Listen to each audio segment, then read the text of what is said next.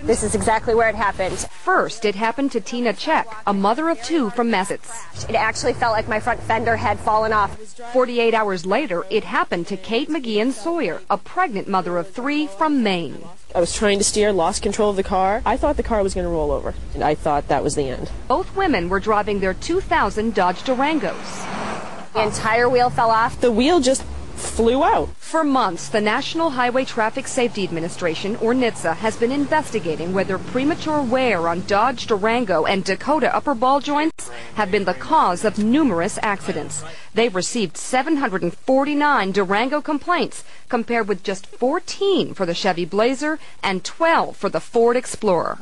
The tire was bouncing across 4 lanes of the road. Since our first investigation aired last October, viewers have shared hundreds of stories about upper ball joint problems on their Dodge Durangos and Dakotas, along with pictures of collapsed wheels and rusty, misshapen ball joints. It looks like this deteriorated to the point where it got small enough so it popped out of the socket. We showed Tina Check's upper ball joint to the mechanic who was fixing Kate McGeehan Sawyer's Durango. This is Tina's ball joint. That's Kate's ball joint. And just like their accidents, he says their ball joints are a perfect match. Worn, rusted, and broken apart. Does it look like a defect to you?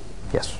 I think it's outrageous the Department of Transportation and Chrysler have taken so long to deal with this. Former NHTSA Administrator Joan Claybrook suspects Daimler Chrysler is more concerned about protecting the bottom line. Their view is, in a cost-benefit ratio, that it's cheaper to let these circumstances happen. A few people get killed, and they don't have to pay for all the replacement parts. Tina wanted her broken parts to be analyzed as part of the government investigation. The company charged her $800. CBS footed the bill and sent them to Washington. I could have lost one of my kids that day.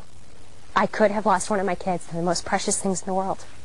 How can they let this happen? Daimler Chrysler says it's actively working with NHTSA, is unaware of any injuries, and only a small percentage of its customers report upper ball joint separation.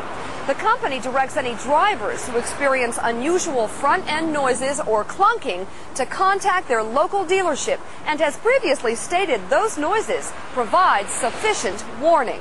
There were no warnings whatsoever. There was no warning. And before this story repeats itself again, Kate and Tina just want the company to take action quickly. Recall them, fix them, and fix them right. In Dartmouth, Massachusetts, I'm Mika Brzezinski for Eye on America.